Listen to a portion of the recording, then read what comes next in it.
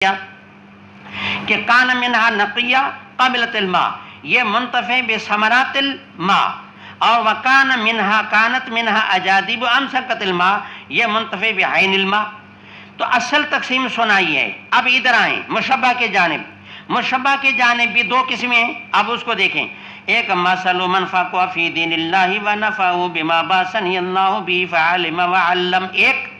دوسرا مثل من لم یرفع بذلک رأسا ولم یقبل ھدی اللہ الذی ارسلت بہ، یہ بھی یہ دوسرا معنی۔ اب مشبہ میں بھی حقیقت میں دو ہی قسمیں ہیں، ایک جو سمجھ دین کی رکھے اور میری چیزوں سے دنیا کو نفع دے، فعالم وعلم، یہ کیا بن گئے؟ یہ بن گیا ایک۔ دوسرا مثل من لم یرفع بذلک رأسا، یہ بن گیا دوسرا۔ تو یہاں بھی دو ہی قسمیں ہیں۔ یہ الگ بات ہے جو پہلا قسم ہے، پہلے قسم میں پھر ضمناً دو قسم آ جاتے ہیں کہ عالم و علامہ، ایک ایسا ہے کہ علم سیکھ کر کے تعلیم بھی دے، فقیہ بنے، اور ایک ایسا ہے کہ عالم و علامہ ایسا ہے کہ علم حاصل کر کے اور سمجھا کے اسی کو اپنے اندر یاد کرے، اس کو محفوظ کرے۔ تو پھر مجتہدین اور محدثین یہ پہلے قسم میں آ جائیں گے۔ جیسے زمین کی جو پہلا قسم ہے اس میں ضمناً دو قسم آ جاتے ہیں، یہاں بھی وحی الہی کے حوالے سے جو پہلا قسم ہے اس کے ضمن بھی دو قسم آ جاتے ہیں۔ تو اصل میں تقسیم زمین کی بھی سنائی ہے، اور جو علم ہدایت کی جو لحاظ سے علماء کی جو تقسیم ہے وہ بھی سنائی ہے، اور زمین کے پہلے قسم میں پھر ضمناً دو قسم آ جاتے ہیں، تو یہاں بھی ضمناً دو قسم آ جاتے ہیں۔ اس لحاظ سے جو ہے یہ بالکل صحیح ہے اور کوئی اشکال پیدا نہیں ہوتا۔ یہ توجیہ علامہ سندھی کی ہے۔ آگے یہ ہے اور قال ابو عبداللہ وقال اسحاق عن ابی اسامہ، یہ دوسرا طریق امام بخاری نے لا کر کے یہ بتا دیا کہ روایت میں پہلے حماد بن اسامہ اور عن برید بن عبداللہ، اس کے طریق میں الفاظ ہیں وکان فکان منہا نقیہ اور قابلۃ الماء، لیکن اسحاق جو ابو اسامہ سے بیان کرتے ہیں اس طریقے سے اس روایت اس متن میں اس طریقے سے الفاظ میں تھوڑی تبدیلی ہے۔ وہ یہ کہ یہاں ہے وکان منہا طائفۃ قیلت الماء، ادھر ہے قابلۃ الماء، یہاں ہے قیلت الماء۔ تو قیلت کی معنی بھی وہی ہے کہ پانی کو اپنے اندر کیا کیا؟ جمع کیا۔ آیا سمجھ میں؟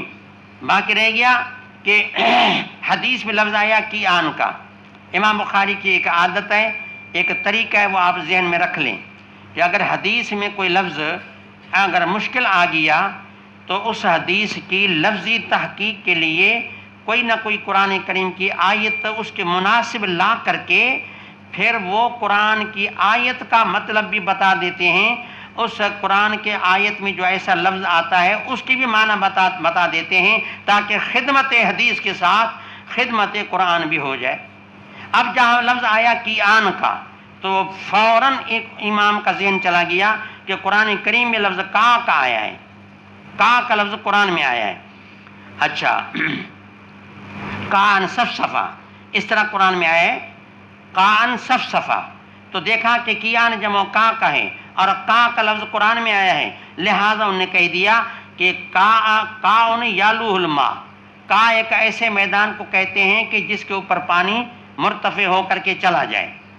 اور پھر کان صفصفہ، یہاں صفصف کا کوئی لفظ نہیں آیا تھا، لیکن قرآن میں کا کے پیچھے صفصفہ آیا تو اس کی معنی بھی بتا دی۔ والصفصفہ المستوی من الارض، المستوی من الارض، جو سیدھی زمین ہو تو اس کو کہتے ہیں صفصف۔ جی پڑھیں آگے، باب رفع العلم وظہور الجہل۔ اب یہاں پھر امام یہ بتانا چاہتے ہیں کہ جب علم اور علماء کی اتنی فضیلت ہے تو اس میں کوشش کرنی چاہیے اور علم کو شوق ذوق سے حاصل کرنا چاہیے، کیونکہ اگر یہ نہیں کریں گے تو علم اٹھ جائے گا۔ پھر پتہ ہے کہ علم کے اٹھ جانے کا ہوگا کیا، کہ جب علم اٹھ جائے گا پھر قیامت آ جائے گی، اور علم کا اٹھ جانا علماء کا مر جانا اور علم کا اٹھ جانا علامات قیامت میں سے۔ ہمیں چاہیے کہ ہم علامات قیامت سے بچیں، ایسے کام نہ کریں جو ہم قیامت کے آنے کا ذریعہ بنیں۔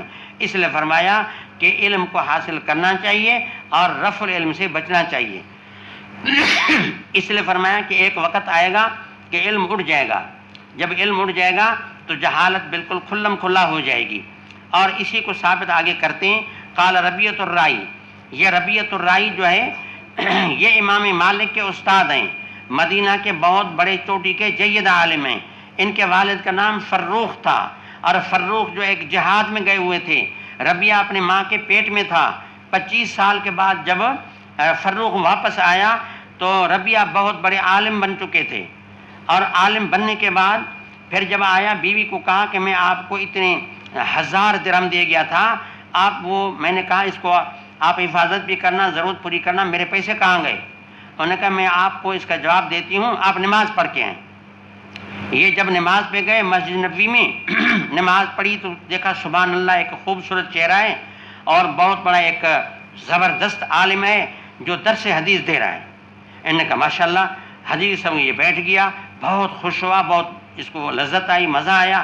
اب ان کو کیا پتا کہ میرا بیٹا ہے۔ بہرحال حدیث کا سبق سن کر واپس گھر آیا، پھر بیوی نے شوہر کو کہا، فروخ کو کہا کہ آپ نے نماز پڑھی؟ جی میں نے نماز پڑھی۔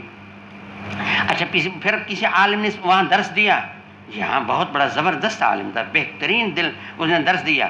کہا کہ آپ جو مجھے پیسے دیے تھے وہ پیسے میں نے اسی بیٹے کے تربیت اور تعلیم میں خرچ کیے ہیں، اب بتاؤ کہ میں نے پیسے خرچ صحیح کیا یا غلط کیا؟ انہوں نے کہا جزاک اللہ، آپ نے تو بہت جو ہے صحیح پیسے کا استعمال کیا، یہ سودا سستا ہے کہ اگر اتنے 1000 چلے گئے اور اس کے عوض میں اتنا بڑا چوٹی کا جید عالم بیٹا مل جائے، اور مجھے کیا چاہیے؟